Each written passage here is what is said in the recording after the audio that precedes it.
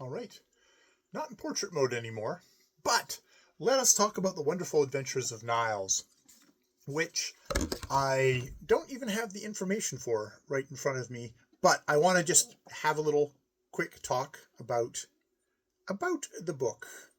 About the book by Selmer Lagerlof, translated by Velma Swanson Howard. And I should take a look at the very beginning. Theo Shea can chill out. I'm going to go to the beginning. Yeah. I got Theo Shea and show him to the camera. Bum, bum, bum. Look, Theo. That's my finger blocking the camera. Ooh, boy. Okay, you go over here and just chill. Nobody is home. Everybody's at Bouchard Garden. So, this is, yes, oh my God. Stay here. Aka from Kebekanese. God damn it. Okay, this is The Wonderful Adventures of Niles, the author being Selmer Lagerlof, translated by Velma Swanson Howard. Yet the release dates of the ebook, which are not of use to me at all. The inconsistent orthography of the original is retained in this e-text. Orthography is retained in this e-text. Yes. Translated from the Swedish, the chapters being the boy being Niles Holgersson, him meeting Aka from Kebekanese, and then going on The Wonderful Adventures of Niles. And we get Glimming Castle, the Great Crane Dance on Kullaberg, which I did a little section on, In Rainy Weather, The Stairway from the Three Steps by Ronby River, Karl's Corona, The Trip to Åland, Åland Southern Point, The Big Butterfly, Little Karl's Island, Two Cities, The Legend of Småland, The Crows, The Old Peasant Woman from Talberg to Husqvarna, The Big Bird Lake, Ovasa Lady, The Homespun Cloth, The Story of Carr and Greyskin, The Wind Witch, The Breaking Up of the Ice, Stumbletot and the Bears, The Flood, Dunfin, Stockholm, Gorgo the Eagle, yes, On Over Gastrikland, A Day in Hasingland, In Medelpad, A Morning on Angoland, Westbottom in Lapland, Osa the Goose Girl, and Little Mats. Oh, fuck. Brutal. With Laplanders, Homeward Bound, Legends from Harald Deljan, Vermland and Dalsland, The Treasure on the Island, The Journey to Velmenhog, Home at Last, and The Parting with the Wild Geese. Some of the purely geographic matters in the Swedish original of The Further Adventures of Niles have been eliminated from the English version. So it has been kind of thing. The author has rendered valuable assistance in cutting certain chapters and abridging others. Also, with the author's approval, cuts have been made where the descriptive matter was of merely local interest.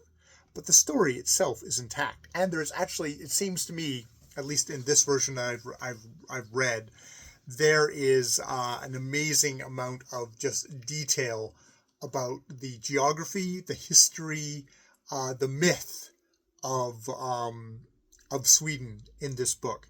I should look up when modern Sweden comes into view, because I think it's fairly quickly in here. And there's also a language shift, a language reformation that happens in here, which Lagerlof is a part of. So those are things to note as background info. But background info for what is really a really amazing story of Niles, a selfish, bratty boy who tortures animals, only cares about himself, is driving his poor parents to distraction. He's refusing to go to church and stays at home. He runs afoul of an elf who turns him into an elf. And he ends up going off on a journey with wild geese and one of the tame geese of his farm, Morten Gooseygander, which is just like, and goes on an amazing journey up to Lapland, and spoilers, back again, learning a ton about the place. Just let's pause for a second. All right. Partially shut their windows as they have the soundtrack to their life blaring from their car and will hopefully pull away at any moment. Yes. So this story, it's like, yeah, we get Niles. It's like it's a really wonderful transformation of him going from a little fucking monster into an empathetic being, and it also kind of ties in to a wider thing that I can see happening at this period, which is kind of a concern for the environment. They visit one place which I've talked about before, Kuliberg, which gets turned into a nature preserve.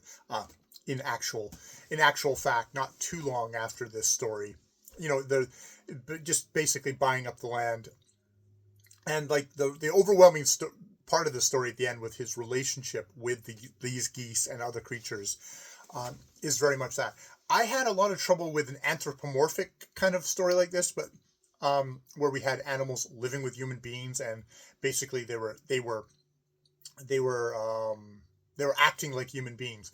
Very much in this story, the animals, yes, they have characters, they have dialogue because he's been magically transformed into an elf and he can speak to animals now. But they're very much still they're animals. They're in their natural setting. They're doing animal things.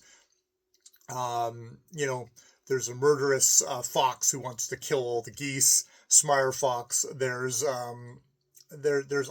Gorgo the eagle, which is sort of an ugly duckling kind of a story, but it's an ugly eagle, and there's what do eagles live on, and it's smaller birds, so there's some uncomfortable truths there that aren't shied away from.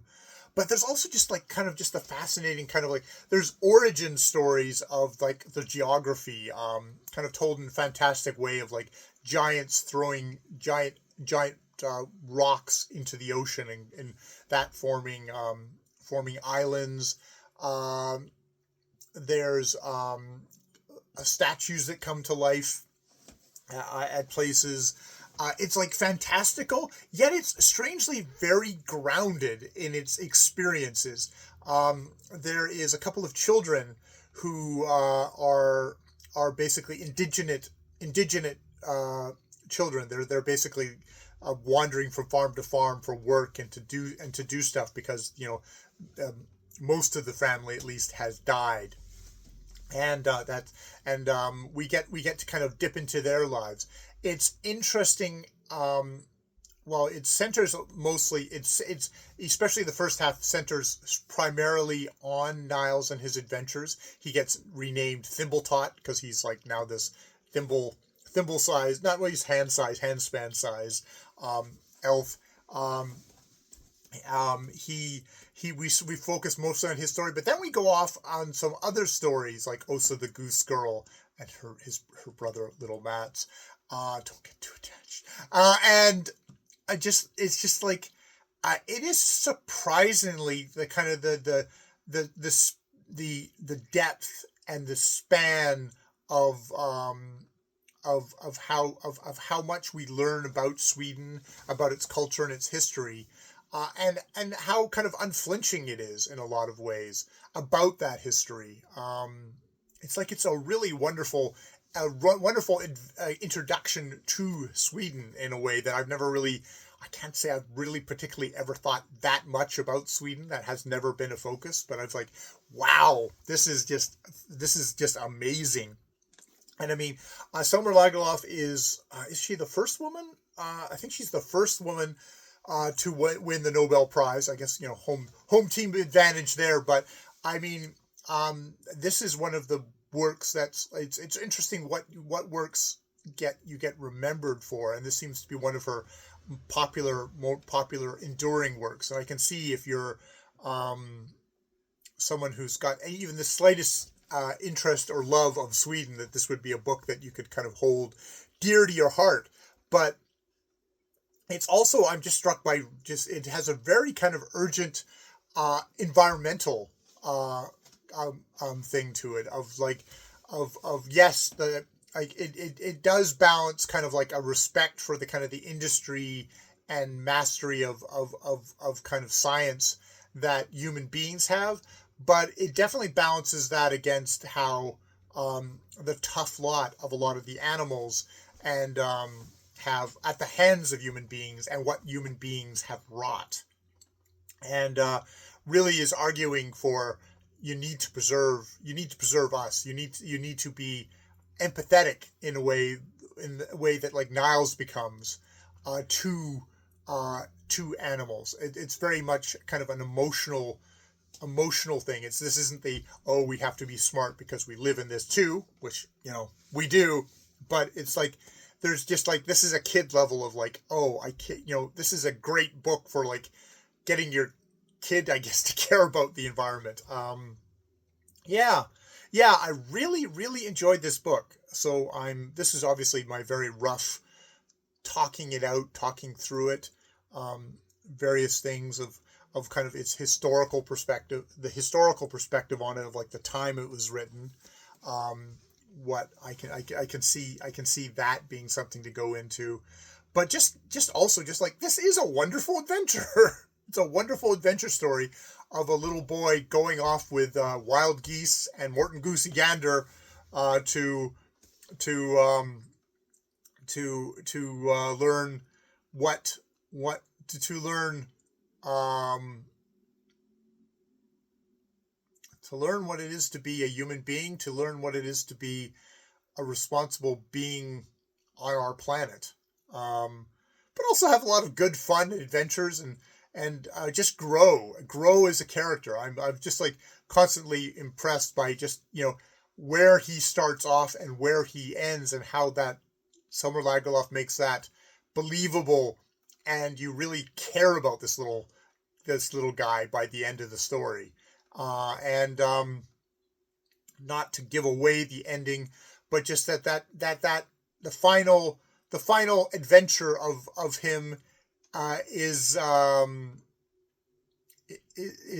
internal one, and it's beautifully depicted, and you need to get to the end to have that final kind of very emotional but kind of understated thing. There are some melodramatic bits in this book, I won't deny, but it's actually strangely understated when it needs to be at the end to have the most